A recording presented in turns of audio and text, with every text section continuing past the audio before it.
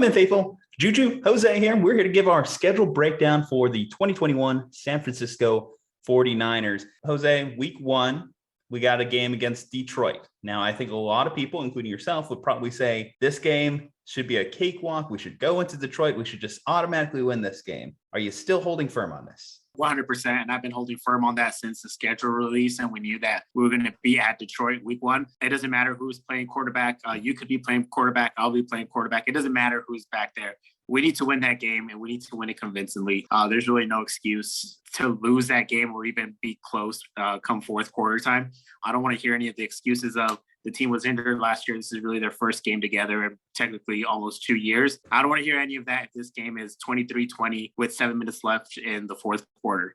That needs to be a win regardless. I don't care what the situation is. I don't care that the Niners are on the road. It needs to be a win. I agree. And the fact that they were able to beat up on Jared Goff a couple times last year in division against the Rams shows me that they have a lot of success against this quarterback, different defensive coordinator with D'Amico Ryans as opposed to Robert Saleh. But I think the defensive philosophy is still going to be there. Okay, well, so we got this 1-0 so far. Okay, let's talk about the Eagles next, week two. So the Eagles, this is a team too that certainly throughout the preseason, they've looked pretty bad. And then when you just project for this team overall, they don't feel like a playoff team. They don't feel like a team that's going to contend at all. Jalen Hurts is going to be the quarterback there. New head coach, Nick Sirianni, first-year head coach. Defensive line and offensive line are still built up strong. And obviously they've got a big win over the Niners last year. But if it wasn't for Nick Mullins in that game, I'm pretty sure the Niners would have walked away with it. Second week on the road, though, so hopefully they have the same travels coordinator that they did a couple of years ago whenever they had to start off with 2 East Coast games. Either way, I'm picking them to win 2-0 against the Eagles. And now I'm in agreement with you as well. I think week two, this isn't as bad as if they were to lose this game, it wouldn't be as bad as them losing week one against Detroit. But Philadelphia, if you kind of just look at their roster, the way it's kind of shaping up to be, it's really nothing impressive across any position. The Niners are obviously the more talented team. They should go in there week two, especially after already having a game in week one. They should be able to go into Philly, win that game, take us to 2-0. I'll be happy with that start. All right, it's time for the home opener. So we're welcoming in town Aaron Rodgers and the Green Bay Packers. We officially know that Aaron Rodgers is going to be the quarterback for this game. It's going to be a Sunday night football game. It's locked in. No flexing this early in the year. Against the Packers, though, this is where, unfortunately, I have to chalk this up for our first loss. I just think that the Packers are going to be a little bit more cohesive of a team. Obviously, we're still figuring out stuff at the quarterback position. And even though I love the idea of us beating up on the Packers like we have in recent years, something just tells me that this is a loss here. Why do we keep on playing these guys? Why does the NFL keep on scheduling these guys? I get it whenever it's like we face the NFC North type of deal. Well, that's what we got this year. Oh, that's what it is. Yeah, actually, yeah, you're right. But I mean, but this is going to be the third straight season we face them in the regular season, and then you include that NFC Championship from a couple of seasons ago. I mean, I'm kind of tired of these guys. I'm tired of Aaron Rodgers being in a Packers jersey. I was actually one of those that was looking forward to him leaving Green Bay, but that's not going to be the case. We're going to have to face him again for the 4th time in 3 seasons, and I'm actually in agreement with you as well. I think that Packers team is just, with them now having Aaron Rodgers, that offense is going to be really, really explosive. Our defense can surely keep up, but even the Packers defense isn't terrible. They have playmakers all across every single position on the offensive and defensive side of the ball. And like you mentioned, it's still going to be week three with, I don't want to say it's a newer team, but we still really haven't seen all these guys together when you include guys like Brandon Ayuk, having to play with Deebo Samuel and stuff like that we didn't really see that last year. So the cohesiveness is going to play a big part here in week 3. So I'm with you. You can put us down as 2-1 after week 3. Okay, 2-1 heading into a home game against the Seattle Seahawks. Okay, so we're 2-1 right now. So if we lose this one, we go down to 2-2. Gosh, this is going to be our home game against them. I'm going to give us a win here. I'm going to give us a win here at Levi Stadium and chalk us up as 3-1. I think overall, we're probably going to split with Seattle, and I'm going to move that win to their Week 13 game in Seattle. I'm right there with you. I don't want to say it's a must win. You never really want to say that a Week 4 game is a must win for the Niners. but it's going to be a really crucial game, the first divisional game of the year. It's going to be huge, but I think the fact that the Niners will be at home, and I'm still not too sold on that Seattle roster. We'll have to see how they play week 1 against Indianapolis, but I still think it'll be a close game, and it'll always be close against Seattle. But I could give us a win there, 3-1. Okay, second divisional game here against the Arizona Cardinals. This is going to be on the road, so in Arizona. In other words, our second home away from home, Arizona. Last year, obviously, they were able to beat Arizona late in the year. Earlier in the year, that's when Arizona came out firing on all cylinders. So you wonder if they're going to be that same type of team where early in the year they have the most intensity. I would hate to give us a loss here, bringing us to 3-2, but I think it's also very likely that we could split with Arizona. So I think I might actually mark this one as a loss. I'm actually going opposite here. I don't see us splitting with Arizona, obviously, even with this game. This first game with them is going to be on the road. I have us sweeping Arizona. Give us a win here, 4-1 for me. Okay, so you're 4-1. I'm 3-2 right now. So we're heading into the bye week, week 6. So a little bit of an earlier bye. Hopefully that this doesn't burn us later in the year. Obviously, we have an extended schedule that we're dealing with. But after a couple tough divisional games, a game against Green Bay, I think that this bye will be very much appreciated by the players. So week 6, what do you think of that? It's kind of in the middle of the road. I remember in 2019, it was later in the year. Last year, it was earlier in the year.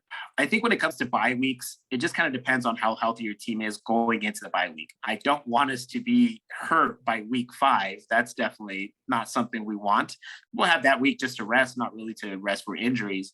So I think it's typical, mid-season, kind of a little bit earlier than mid-season bye week that I hope we don't desperately need by week 5. Okay, so week 7, we're coming off that bye week. We're staying at home in Levi's, and we're welcoming the Indianapolis Colts. Now, it's looking as if Carson Wentz will be healthy and on the field by week 7, at least. They're saying even potentially week 1 for him. Overall, and hell, Carson Wentz beat us last year too. He does have that ability still in him, but dealing with a foot injury, a decent pass rush, and coming off the bye, I would like to think the Niners could get a win here. And I would like to say the same thing, but this all really does come down to Carson Wentz. I think Carson Wentz, the signing with Indianapolis in the offseason was huge for them. It's huge for him. Obviously, if he's not healthy, I would hope that we'd be able to beat a Carson Wentz-less Indianapolis Colts team, but I don't think that's going to be the case. I think he's going to be there when we face him week 7, and this is going to be our second loss of the year for me. Coming off the bye, too, you're even giving him a loss, huh? Yeah, okay. I'm going to give him the loss coming off the bye. Okay, well, week 8, we go back on the road. So if Jimmy G is still starting, that will be his opportunity to return to Illinois, play his hometown team, the Chicago Bears. Chicago, obviously, they kind of have a very similar situation to what we're dealing with Justin Fields, Andy Dalton.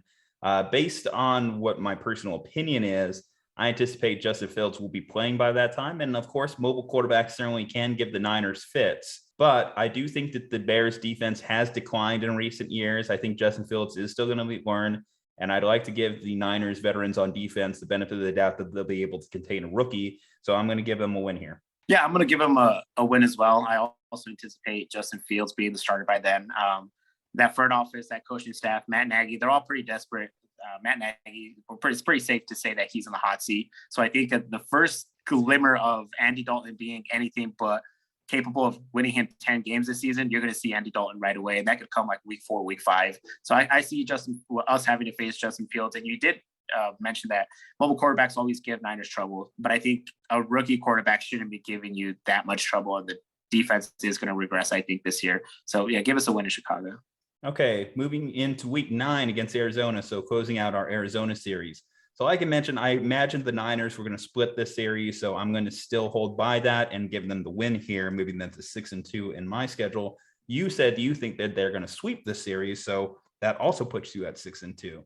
That puts me at 6-2. Yep. All right, perfect. Well, let's go into our first game against the Rams. That's going to be happening on Monday night, ESPN.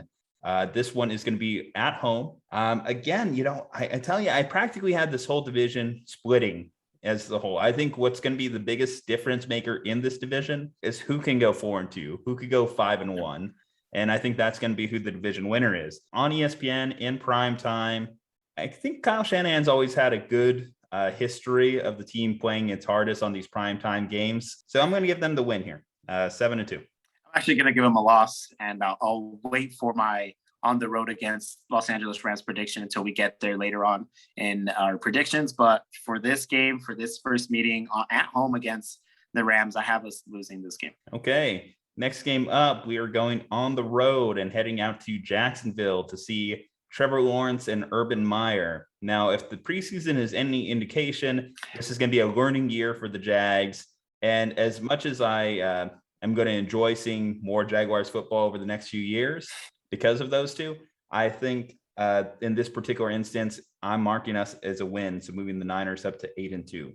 This is a mid-season Detroit type of game for me. If we don't win this game, I just don't know what's happening with the team at this point. Yeah, I put it down as a win for me. Obviously, I'm also excited to see what's going to happen in Jacksonville, but not this season, that's for sure. Okay, heading back home, so across the country, we're going to be facing the Minnesota Vikings. So the Minnesota Vikings regular Sunday game later in the day, right a week before our big game against Seattle. I'm going to still give us a win because I think our defense can do enough to give Kirk Cousins some trouble. And that's going to have us at 9-2 in this year. Now, here's where I'm starting to feel a little bit shaky on the schedule. You know, I feel like, could we have one more loss than we have?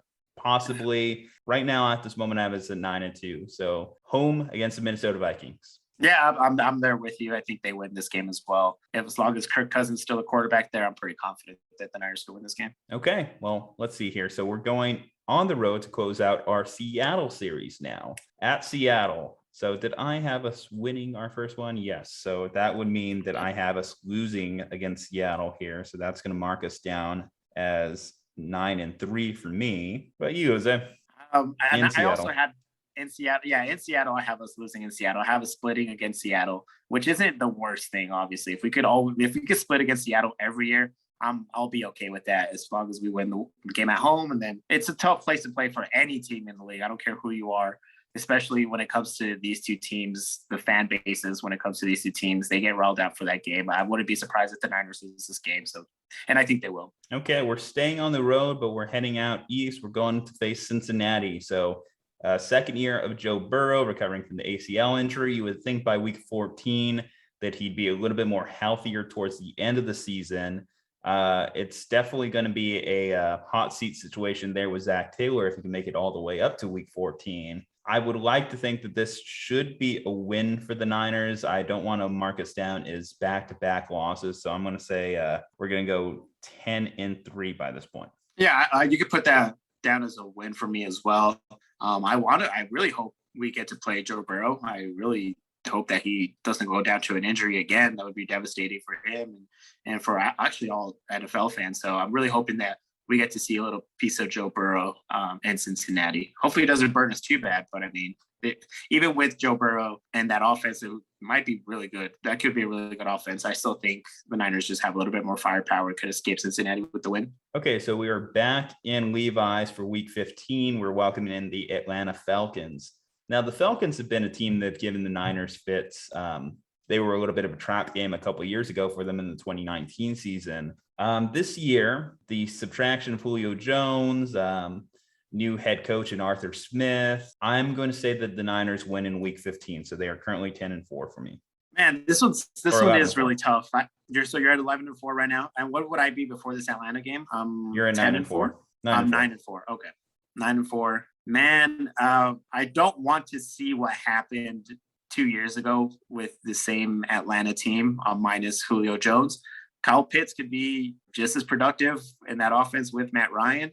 It's a scary team to play that late in the year when they might have something to play for, might be playing for a wild card spot there. I think I'm going to go loss. I think they shock us again at Levi's. Okay, so you are currently at 9-5. All right. Next game up, we're going on the road to Tennessee. Titans, it's going to be a tough challenge, especially Nashville late December. Actually get us a little chilly out there. So West Coast team heading out to that environment. This is where I'm going to say that the Niners take a loss here. So that's going to put us at 11-4 for the year. So Tennessee on the road, week 16. I think they win this game. I think it's going to be low scoring, two really good defenses, two teams that really like to run the ball a lot.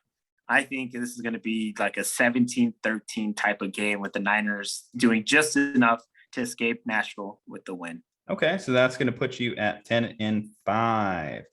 All right, so just a couple more games on the schedule here. So week 17, welcoming in the Houston Texans. The Texans I foresee to be one of the worst teams in football this year because I don't anticipate Deshaun Watson playing this year. So with that said, I am going to have us at 12-4 heading into week 18. If week 17 we're out there losing to the Texans on week 17, we were way off in our predictions from earlier in the season. So I got a win, easy win there. Okay, next game on the schedule is going to be those Los Angeles Rams. Week 18 on the road. I had us winning the first matchup against the Rams, so I'm going to have us losing the second. So unfortunately losing to close out the regular season, but that has us at 12-5 record overall.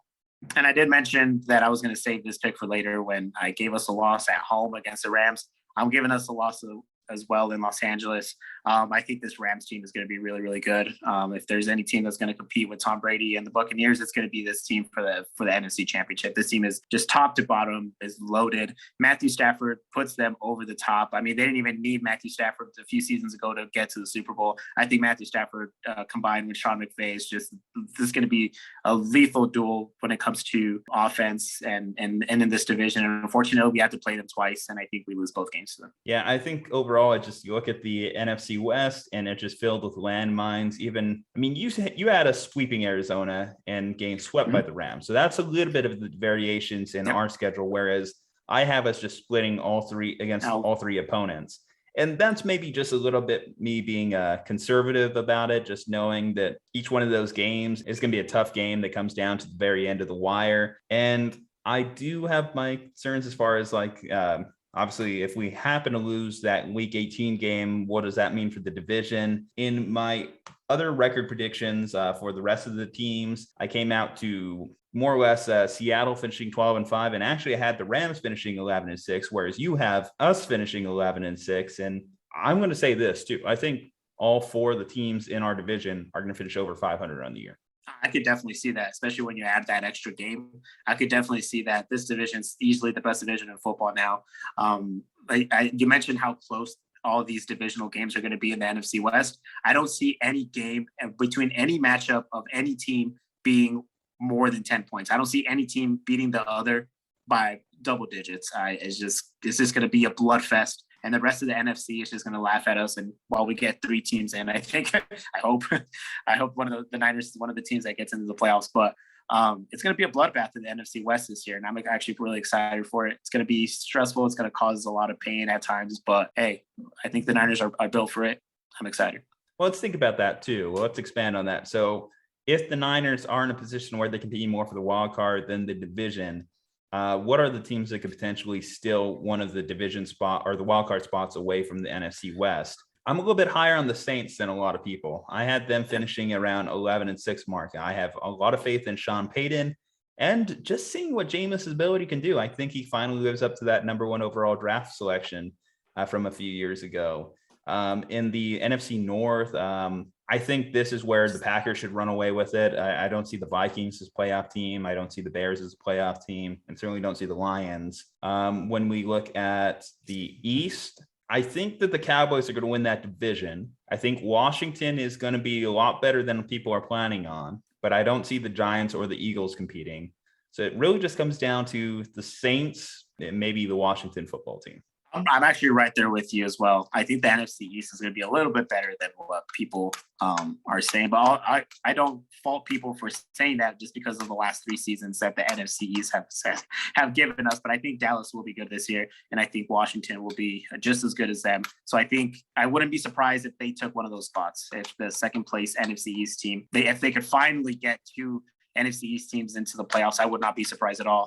And then I would actually throw in Atlanta, maybe possibly as a little sleeper. They'll be in the bubble type situation when it comes like week 12, week 13. They'll be fighting with New Orleans there and potentially one of the NFC West teams. But when it comes to the NFC North, I think it's just only Green Bay. So yeah, I would only leave it to those other three teams that could potentially take spots from the NFC West. It would be Atlanta, New Orleans, and either Dallas or Washington. And another thing to consider too with this, and when it comes to the Niners being a potential Super Bowl contender, we have to remember too, we only have the one playoff bye as well.